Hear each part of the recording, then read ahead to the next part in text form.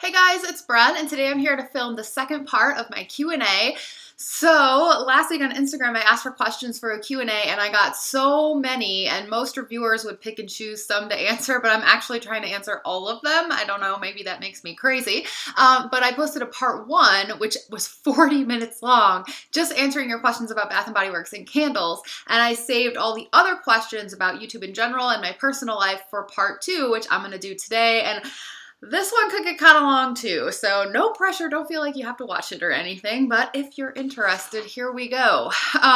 So first couple questions are about YouTube, but they weren't really related to Bath & Body Works, so I just kind of saved them for this part.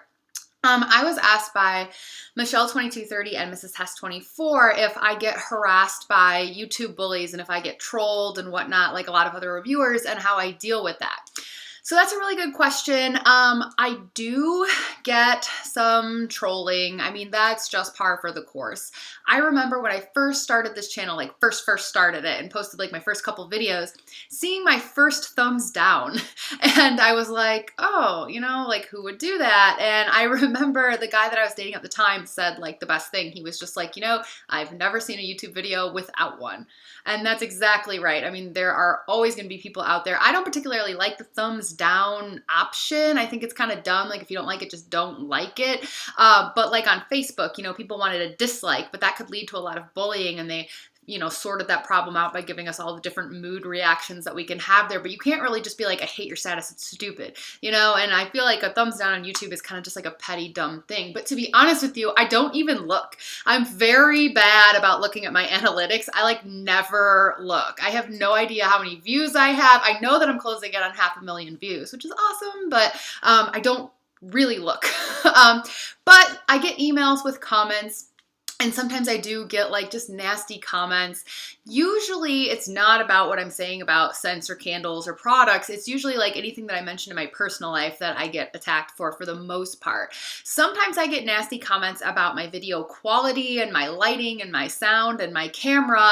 And to those people, I just want to be like, look, if you want to give me $3,000, I will go buy a nice camera and a ring light and one of those fuzzy microphones that drops in and all that stuff. No problem. But I don't have the money for that, so you get what you get. I do this for free, you know. I'm filming on my laptop's webcam, and that's what I've got to work with. But you know, I can think of some times in the past, like that video that I posted where I had adopted the dog River. And I was asking the YouTube community what I should do because I was looking for advice. I didn't feel like she was a great fit for my life, and I felt like I really wanted to keep her, but it was going to be better for her to find her a new home because she just wasn't adjusting to apartment life. She'd been outside. She wanted to run around. And so I found her a new home with a great family, big fenced-in yard, lots of room to run, another dog to play with. I know that she's happy, and I know I did the right thing because I've looked on Facebook to see her new home, and she looks so happy. That was heartbreaking for me, and it was a really tough situation, but I left the video up for a while, and like right away from my subscribers and regular viewers, I got a lot of support and advice in both directions, but no one was nasty. But leaving the video up for a while, every once in a while I'd get comments about what a horrible person I was and that I shouldn't have adopted a dog if I wasn't ready for the responsibility, and stuff that didn't even apply and didn't even make sense because that was not the situation. And I took that video down eventually because I was just like sick of dealing with that, and the decision had been made, so I didn't really need any more advice. But I don't get as much trolling and drama as some other reviewers, and I think there's a couple reasons for that. One has to do with me and one doesn't. I like to think it's in part because I stay out of the drama and I just don't respond to negative comments. I just delete and block, and I don't partake in gossip or drama going on Facebook and groups or on Instagram, and I just don't acknowledge it, and I stay out of it. But probably more likely it's not really to my credit, and it's just the fact that I am a, you know, white, straight female reviewing candles, and I'm not really bucking any stereotypes by doing that, whereas there are other reviewers who maybe are doing something that's not stereotypical for whoever they are, and they face more flack. And I acknowledge that a lot of drama doesn't find me because I don't have to deal with that, so I applaud the people that do. Moving on to another YouTube question, Sandwich Girl asked me, would you ever consider making a makeup tutorial? Oh, I'm so flattered that you would ask that, but you do not want a makeup tutorial from me. You do not. I am definitely not a makeup expert by any means. I have just started wearing false eyelashes like on a regular basis. And that's a huge step for me. I have like little ones on today, just the tiny ones. But, you know, tutorials, no. Reviews, though, yes. I have thrown a couple makeup reviews on my channel. The difference being in a tutorial, you've got someone who's an expert trying to show you how to do something. In a review, I'm just like not claiming any expertise at all. I'm just saying I use these products as a regular person and here's how they worked for me. And I like just used 3 different high-end eyeliner pens, and I really wanted to put my 2 cents out there in the world and just kind of share with YouTube a comparison and my thoughts. My problem is, again, not having the equipment. People who do makeup tutorials and really good reviews where you can see them actually put it on and all that stuff have they spend at least $2,000 on a camera plus lighting. And I'm not going to be able to show you a close-up of me putting anything on this computer. I mean, maybe, but it's not going to be good. And then I'm just going to get a bunch more trolling comments about how my editing and my video sucks and everything. But, I don't know. It's something that I would like to expand to. There's definitely a way larger base for that, but the ones that I have posted do have like less views than anything else, so I also don't want to pollute this channel with too much other stuff and annoy the people who are just here for the candles.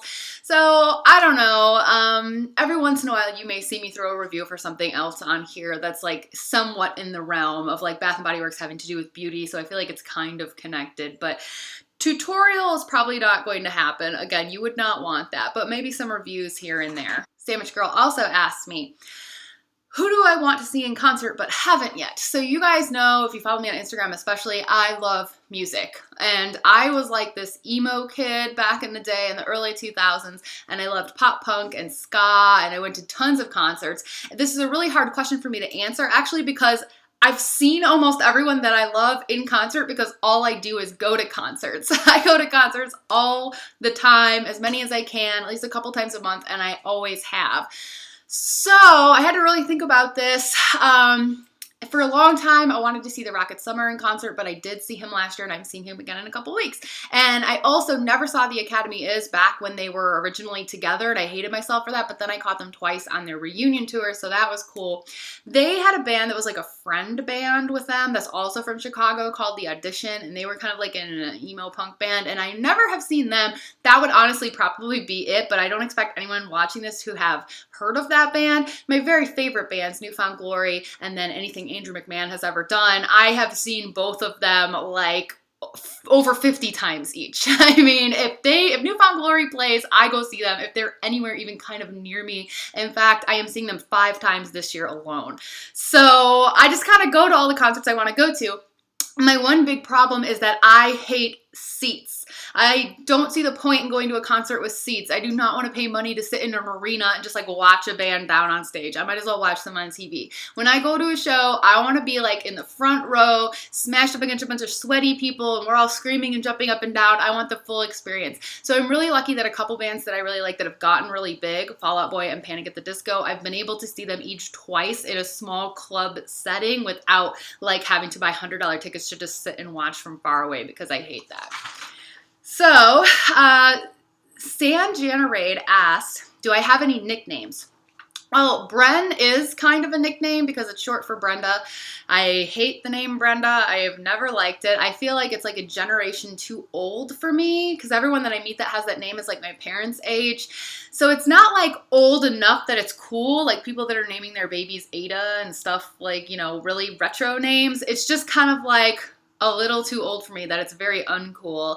And so I actually only started going by Bren like 5 years ago maybe, when I started being online a lot, and when I started online dating is honestly when I started going by Bren. I just started telling everybody that was my name, and then I started this channel and I started it as Bren. But it's very weird because people that know me as Bren, if they call me Brenda, it's very odd and weird and sounds totally wrong. But anybody who knows me as Brenda, like my family, my friends that I know from high school and back in the day, my coworkers too, if they call me Bren, it's very weird. Like the other day, my sister called me Bren, and I was like, what? Like that did not sound right at all. But if like you guys called me Brenda, I would be like, that's weird. So I don't have any other cool nicknames or anything like that. All right, I got a couple of questions about my job. So Hippos Houston and Aging with Style asked me if I was a teacher and what did I teach. I've mentioned a little bit about that before.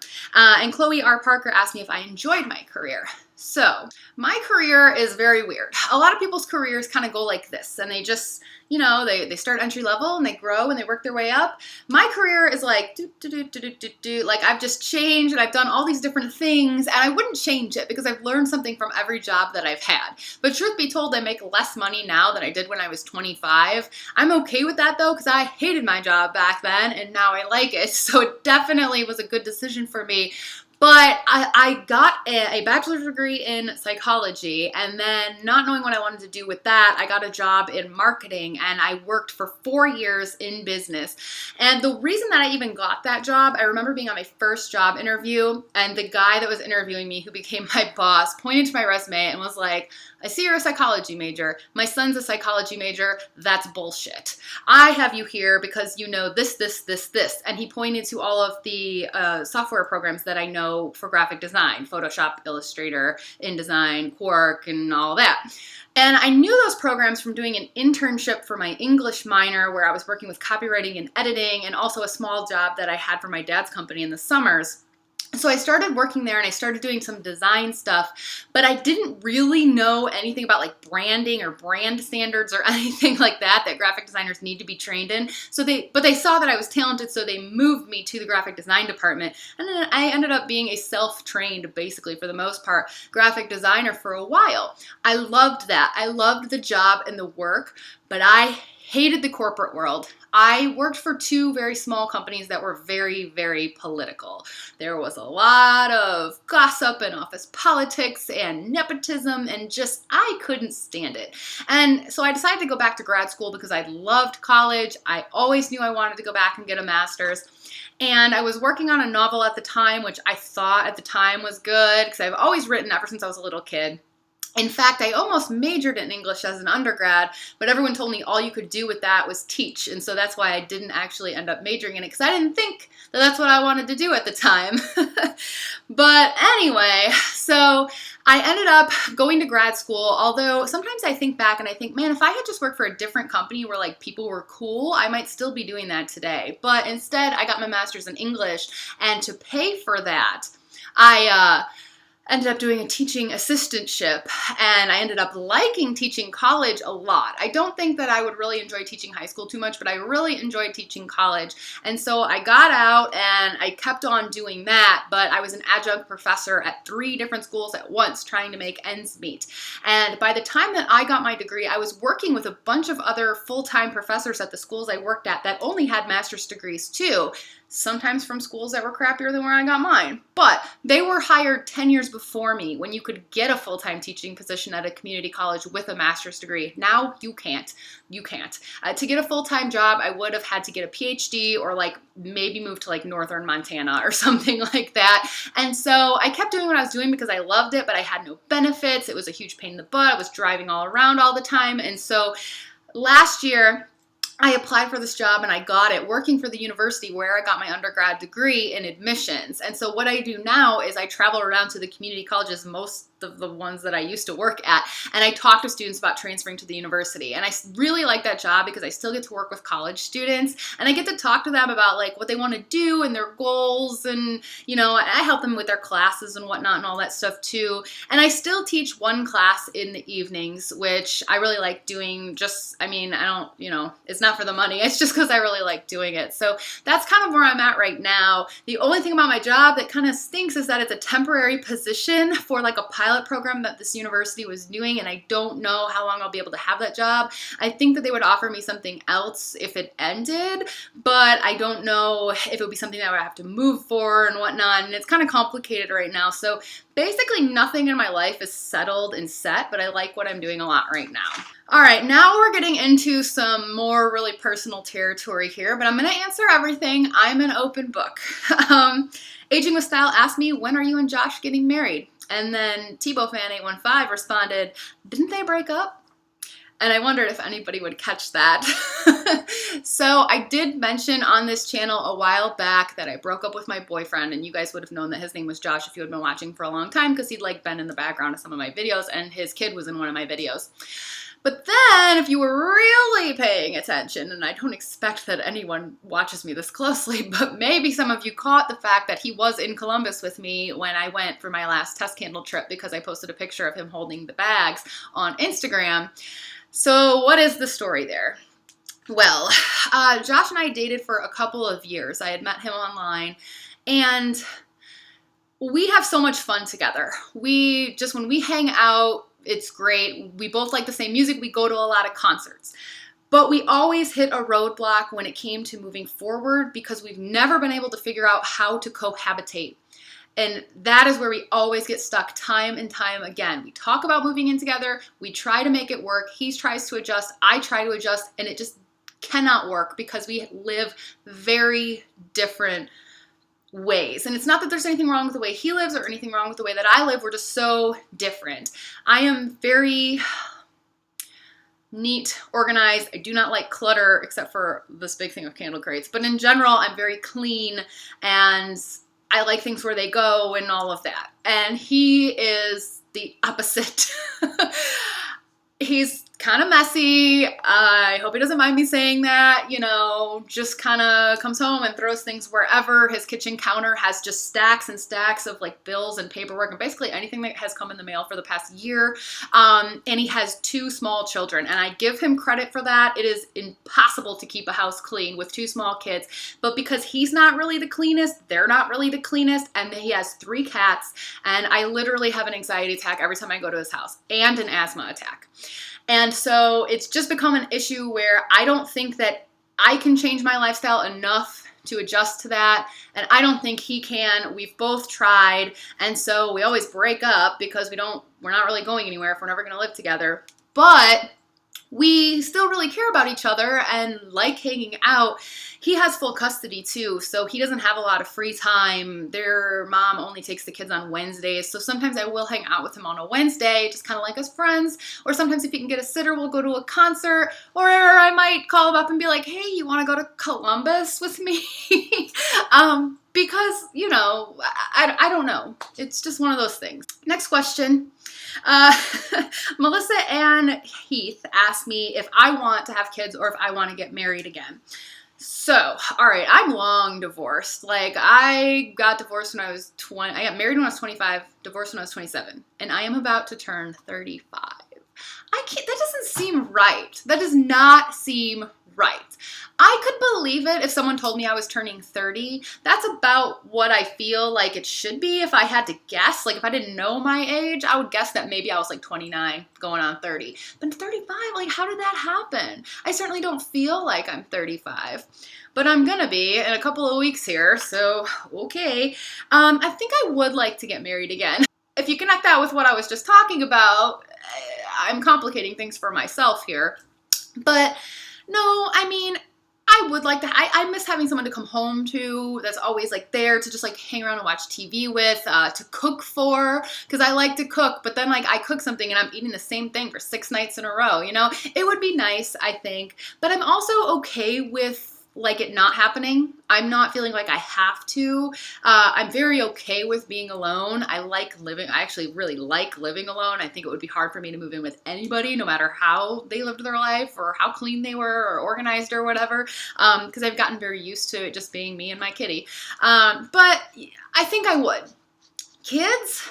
Whew. That's one of those things. I have never really wanted kids. I've never thought that I definitely wanted to do it for sure or anything like that. Unlike a lot of women who are like, yes, I definitely want them. They've always known. I never even played with dolls when I was a kid. I played with little animals instead. That was all I ever wanted. But it's nice to keep the option open. And so, 100% of doctors pretty much will agree when you turn 35, your eggs just start going shoo, and your ovaries start dying. So it's nice to know that I'm at that age now, I guess. One of my favorite shows of all time, actually my favorite show of all time, is How I Met Your Mother. I love that show. I feel like I'm a female Ted Mosby. Ted Mosby is my life, except I'm a woman. But otherwise I'm Ted.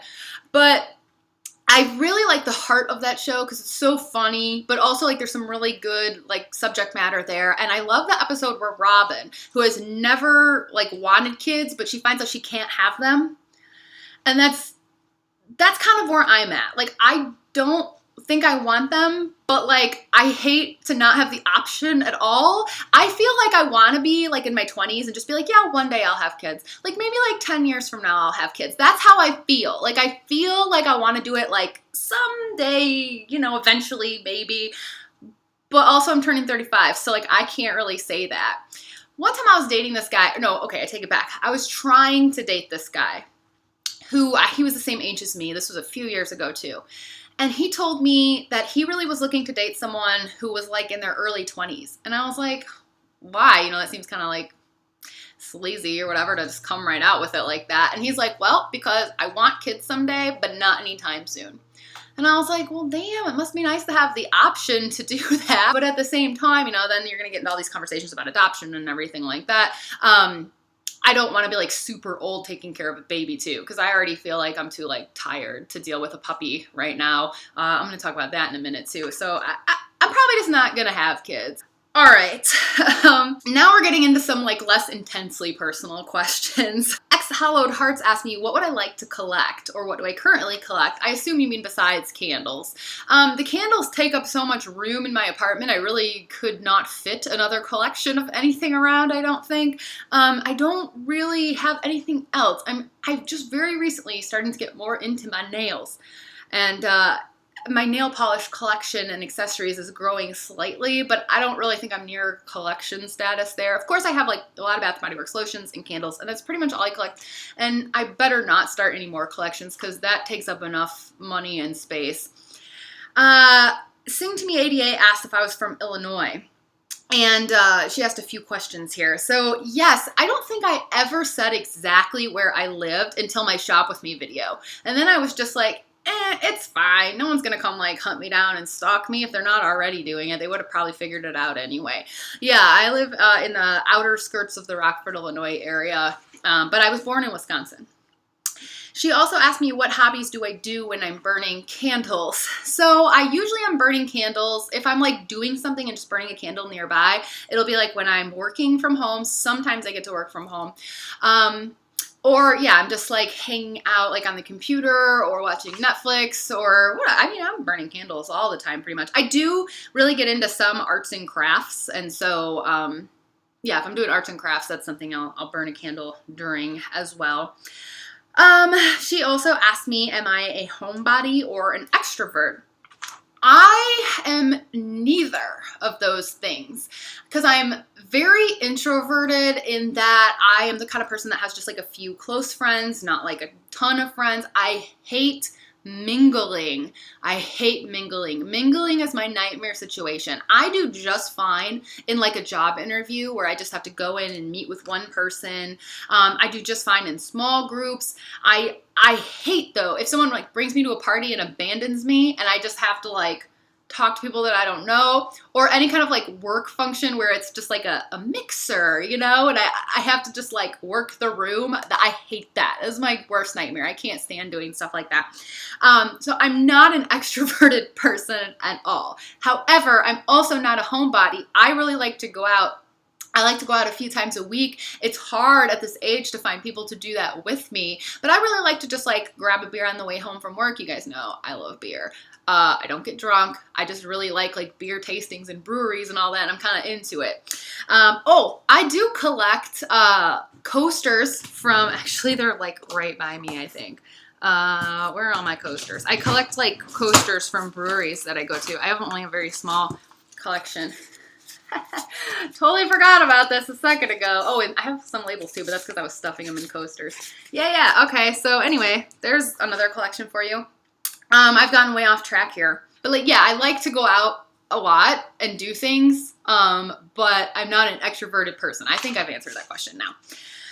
She also asked, how have I made friends as a working adult when everyone's having babies? Oh my God, I know. I feel you on this. I don't know the answer because I'm in a weird situation, actually very unique, where my sister doesn't have kids. And two of my other good friends from grade school that still live in this city that I still talk to also do not have kids. One of them's married. The other one isn't. So it's weird that I do have some girlfriends who are in the same situation as me. I don't know what happened to us all when we were young, that none of us grew up and had kids, and my poor parents with only their grand dogs and grand cat and no grandkids. But I feel like the friends that I have either been like friends from a long time ago, people that I've met through work, coworkers that I'm friends with now, or people that I've dated, like their friends or their friends' girlfriends. And I've never really I can't sit here and be like, well, I took swimming lessons and I made really good friends there. I've never done anything like that. So, but again, I don't need like a ton of friends. I'm not that kind of person. So I'm like, okay, just having like a few close friends. Although I always am looking for people to hang out with, like, especially on the weeknights when nobody wants to do anything, and like that is a challenge. Okay, so Mrs. Hess 24 asked, will I get any more pets? This is a huge answer. I can tell you right now, I'm about to like launch into a story. So I have been looking so hard this summer for a puppy, and I haven't had any luck. I grew up with a dog, and then when I met my ex-husband, he had just gotten a boxer puppy. We had that dog for almost 7 years. That dog overlapped with Roxy, my golden retriever, by about 3 years. Then the boxer died of cardiomyopathy. He was super, super high strung, really bad separation anxiety. Sweetest. I loved him so much. He died. I got divorced. I took Rox. My ex-husband didn't want anything to do with her. And Roxy was with me through so much. Marriage and divorce, several different relationships, new job, grad school, a bunch of different jobs. Really, we lived in 5 different places together. I mean, like, she was my rock through so much, through all of this. It was just Roxy and I. And when she died, I mean, you guys know how much that affected me. I posted a video about it. It's still up if you want to see me crying a whole bunch. I didn't feel like I wanted to get a dog or anything for at least a year after that. And then at the beginning of this year, I just started thinking about it, and I went online and I saw River, and she seemed great, and I applied thinking I probably wouldn't get her. I wasn't totally sure what I was doing, but I didn't think I would actually get her, and then I got her. And then I got her here, and she had been a stray for a year. She'd lived outside. She was not housebroken. She did not eat dog food. She was not leash trained, and all she wanted to do was run around. She hated being in my apartment, and I felt so bad. But Again, I think I did the right thing with her. I did not give her back to the rescue. I kept her until they found her a new home, which ended up being for 6 weeks. And in that time, I housebroke her. I got her eating dog food. I leash trained her. I did all the work, and then I gave the reward to someone else. But again, she's happy. After that experience, I had to take a little time off from looking for another pet. So it was just the cat and I. And then I moved in April here. I got settled, and I started thinking, okay, I want to get a dog, but I want to do it right this time. I don't want another River situation. I need to get a small dog because I live in a townhome. I don't have a fenced-in yard. And I started looking again at rescues, shelters, and so many people say all the time, there's so many dogs out there in shelters dying. And that is, that is true, but there's a lot of pit bulls and large dogs like that in shelters dying, and I feel terrible about that. But I can't get one of those dogs. And I will tell you, I must have called on 20 different dogs that I thought could be a good fit for me. And I was told time and time again by these shelters that they were taken, they were reserved, there was a waiting list of 20 people, or they had a ridiculous requirement like you had to live within so many miles of the shelter because they're going to do a home visit. Or like there was this one dog I was looking at, they were going to do home visits at least like 10 houses per dog and then to choose who to give the dog to. And I'm just at that point like, forget it. I don't want a dog that bad. That's too much work. Like I'm trying to save a life here and you're making it so difficult. And so I did start looking at breeders because I wanted to know what I was getting. I was told with River that she was a lab mix and then she was a border collie. Had I known that, I would have been like, I don't think I can deal with a border collie. They need a lot of exercise, and I know that. So I started looking up like good dogs for apartment living. I also decided that I wanted a small dog and I wanted a boy dog because a boy dog to me felt less like replacing Roxy. So I was looking at like French bulldogs and Boston Terriers, and I found out that they mix the two together and call it a French tin. And they're super cute. So I decided that I wanted a male black Frenchton. And I wanted black because Clover's black and because Roxy was a golden retriever and I lint rolled my coat 32 times a day. And I was like, I'd rather vacuum than lint roll my coat. I want to get a black animal. From now on, all black animals. So that's what I was looking for. I was still looking at shelters. I ended up running into so many problems though, so many puppy mills. I'm telling you guys, so many bad operations. It's been very difficult. I have called on animals and then found out that, they won't let me come to their facility. They want to meet me in a parking lot somewhere to give me the dog. Red flag. Someone tried to give me a puppy that was only 5 weeks old and insisted that it was fine, that it was weaned. I could take it. Red flag. I've run into people that are selling 20 different types of dogs. Red flag. So I talked to my veterinarian. We had a very long conversation about all of this. Turns out I've learned all of this in the past few months. There is a very big bias in the breeding community, apparently, against people who breed purebreds and people who breed these designer mixes. My vet is very against the designer mixes. She believes that a real breeder focuses on their breed and, I don't know, that it's you're crappy or other breeders look down on you if you start mixing the breeds. I guess. I don't know. And so in her opinion, to get a good reputable breeder, it's going to be someone who's breeding a purebred dog, not a mix. But I really liked the idea of the mix for health reasons. And also I liked the characteristics of both of those two dogs. And I wanted to put them together. I really like Boston Terriers, but they have a lot of eye problems. When you mix them with the French Bulldogs, it's supposed to get rid of that. The French Bulldogs have such a short face. The Bostons, it's a little longer. So that was another thing I was looking for too, is some people are breeding them to be very short faced because that's supposed to be the breed standard. But I actually want one that has a longer nose so they're not snoring and having all these breathing problems. I'm looking for something very specific now at this point, and it's been very, very difficult. I have never stopped looking at the rescues. I've never stopped looking at the shelters. If something pops up, I'm totally open to that too, but nothing has. And somewhere along the way, I saw this beautiful, beautiful, beautiful puppy that was a Cotrillion puppy that's right here in Illinois near me. A Cotrillion as a mini Australian Shepherd mixed with a Cocker Spaniel, and I was this close to going to get it because it's so beautiful. I'm going to show you a picture of it even. I hope I'm not violating some copyrights by doing this. But this dog, it's a girl. Oh my God. She's so cute. Look at this freaking dog, man. Oh my God. Right? And I was about to go see it, and the night before I had an appointment to drive and see this puppy, I had bought dog food, toys, everything. I had the cash. I was ready. My sister talked me out of it. My sister works at the vet with the veterinarian. She's like, we hate mini Australian Shepherds. They're the worst breed ever. We wish they were never bred. They're so unhealthy, blah, blah, blah. And they need a lot of exercise just like a full-size one, which I thought if it was a mini, it wouldn't, and all this stuff. And she talked me out of it, so I canceled on the people. And then just the other day, I see that the dog is still listed. And I almost want to write him again and be like, yeah, I bailed on you 5 weeks ago, but I see that the dog's still listed and I just wanted to know, does it need a lot of exercise or do you think it could get by in a townhome? I'm really attracted to that dog too. And then I did finally find a black male Frenchton last week that I would have got if it was May. But now I'm going back to work more. So in the summer, I work from home a lot.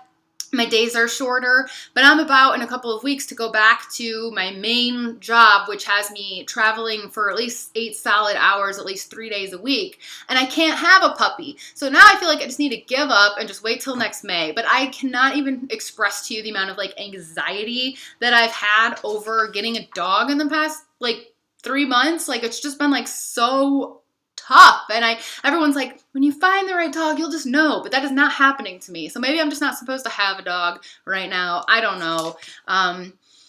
I've never been a cat person. I've always been much more of a dog person. And I never thought that I would be as close to my cat as I am. But since I lost Roxy and it has been just me and the cat, I have gotten much closer with her. So maybe it's just okay to just stop the insanity, even though I really would like to have a dog. I should just have my cat and forget about it. I really just wish that a dog would show up on my doorstep and then I would just be like, okay, come inside. I'm sick of The problem is that I'm second guessing everything because I don't want the same thing to happen again that happened with River. I still, even though she went to a great home and I know I did right by her and the rescue, they kept my donation and everything. Like, the only person who got screwed in that situation was me. But I come this close to getting all these different dogs and I always back out at the last minute because I just am like not sure, or something's not absolutely perfect about this dog. And I'm so scared that I'm going to get another dog and then the same thing's going to happen. And yeah. That's why I haven't gotten another pet yet. Whew. All right. Next question is a little more lighthearted. I know that last question wasn't intended to not be lighthearted. It's just been so stressful. Okay. I was asked a couple of travel questions. So DW Cornel asked, what's the furthest place I've traveled to and where would I want to go? Jonah26 asked me 3 places I'd like to go and where I'd like to live. So let's tackle this all together. The furthest place I've ever gone is just Mexico. I've been to Puerto Vallarta and Cancun. You want to know what makes me feel really old? Like, this makes me feel so much older than actually turning 35. The fact that my passport is expiring in a couple of months. That I can't believe it was 10 years ago that I first got my passport. That makes me feel old. But anyway, yeah, so I've only ever been out of the country those 2 times. I would really like to go to Paris and Italy. Paris because it's thundering out. Can you guys hear that? Oh yeah, it's raining. Oh, who would have known? Okay, so it was a sunny day last time I looked out the window. So I'd really like to go to Paris because I studied French for 4 years in high school, so I just like to see all the things that I studied. I'd really like to go to Italy because in one of the books that I've written, I wrote about them going to Florence, and I did all this research on Florence and whatnot, but I also wrote about Vegas before I'd ever been there, and then I actually went to Vegas and was like, oh my god, this is so much different than I pictured in what I wrote about. I need to rewrite that. So I think it would just be really interesting to go to Italy, go to Florence, and see the things that I tried to write about before I had been there. Yeah, so I'd like to go to those 2 places. What else? Okay. Where would I like to live? I love Madison, Wisconsin. It's only an hour away from me. I go up there as much as I can to hang out. It is such a cool town. You have the university and then you have the Capitol. And between those 2 spots, there's this street called State Street, which only public transportation and bikes can be on. Like, regular traffic can't go on it. It's just such a cool strip. There's a lot of cool restaurants, bars. I love that town because it's not overwhelmingly crazy big like Chicago, where you're gonna have to worry about so much crime and getting punched on the L and all that stuff. But it's big enough that they have a zoo and they have museums and they have all the big city amenities that you would want. I love Madison, Wisconsin. It's kind of my bucket list to move up there one day. So I'd love to work for UW too. Dream job. Okay, a couple more questions. Nora Grace asked me a really good question. So she's 23, and she says that she would just like some general advice on life. What would I say to a 23-year-old me? Oh man, that's such an interesting question. And I don't really know how to answer it. So I definitely wouldn't go back and tell myself don't get married. For one, I don't regret anything, I think I had to go through everything that I've gone through. Also, I would have been heartbroken to hear that. So I can't really think of any huge mistakes. I think it would be more so just how to take life. I'd probably tell myself to relax a little bit. But I think that doesn't apply to everybody. Some people are too relaxed. Some people need to step it up and work hard a little bit more. But I'm type A. I'm so anxious and worried about so much stuff all the time. I'd probably tell myself it's going to work out how it's going to work out. Chill. I also would tell myself, hey, be in shape now because it's so much harder to lose weight once you hit 30. For real. My metabolism has just gone to crap in this decade. But I'd also tell myself, not to be so concerned about looks and stuff, because I remember being in my mid-20s and seeing a wrinkle and freaking out I'm getting old, oh my god, and now I'm if only I still looked the way that I looked then. So I probably would have just told myself to relax about that kind of thing as well. I wish I had a better answer, but I don't. I think just enjoy the fact that you're young. Don't stress too much. Make sure your ducks are in a row. Don't just party all your money away or anything like that. But also enjoy being young and don't worry about what's going to happen 10 years from now. It'll sort itself out. All right, and then last question, this is Test 24, and Sanjanaraid asked me, what is something my subscribers don't know about me? I don't know how to answer this, because I'm sure there's a lot of stuff that you guys don't know about me, like that my favorite food is burritos. But I don't know what you're looking for. Like, that's probably not that intriguing.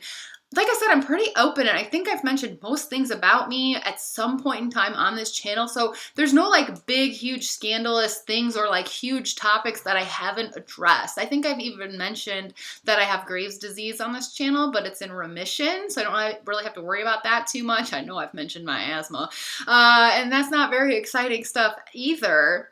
So, what I'll do is I'll just say if there's a future Q&A, I mean, you know, ask me anything. You can ask me in the comments below about stuff too. You know, what would you want to know? Because I don't really know. I think I've probably covered enough though. I think this video is getting pretty long. One of the reasons, I have a question for you guys now though. One of the reasons that I kind of wanted to do this was I was trying to gauge the interest maybe in my life outside of candles and Bath and Body Works. I have considered doing another channel that is just a blog, like a video blog about life. But I've been hesitant for a couple of reasons. One, I have no idea if there would be any interest. And two is, like I said at the beginning of this video, that is so much more susceptible to trolling. And I'm not scared of trolling, and I really don't give a rip, but it's like the dealing with it and the work of like all the blocking and deleting and you know. But I will say that when I was in college, I blogged a lot in a written typed blog online, a lot, like 8 times a day. And I probably only had like 20 people that read it, some that I knew, some that I didn't. But I really liked that. It was a really good outlet for me. I really, really enjoyed it. And then they shut down the site. And then when I was in my early 20s, or maybe mid 20s, I was married, there was this site called quarterlife.com, which was kind of like a social media site for artists, and you were supposed to like post your work and stuff. But they also had a video blog, and I did that for a while, and I actually made friends with a couple girls on that site that I'm still like Facebook friends with today, and I really liked that too. And then they shut that site down. And then I do, you know, this channel, and I really like doing this. I don't have a lot of problems with it, and so many times I've thought about, I don't want to put like a blog on this channel because I know that there are people who I'm sure are not watching this video this far in, but there are people who are just here for the candles, and I don't want to push them out and flood them with crap and then they'll unsubscribe because they don't want to see all my blogs or whatever. But I've been thinking about starting another channel where I just post all these musings. I feel like I have had a kind of interesting life. I feel like the most interesting part of my life was probably the 2 years that I was online dating, like power online dating. I have so many stories. Some are funny, some I just think are interesting. And so if that's something that you would be interested in, I don't know, let me know, because I'm mulling it over. In fact, I've gone as far as to film some videos, but then like deleted them. Like I've never actually created the other channel. But if people would watch that, maybe I'll do it. I don't know. I'm still thinking about it. If that's something you would not be interested in, you don't need to let me know that. I'll just let me know if you are interested.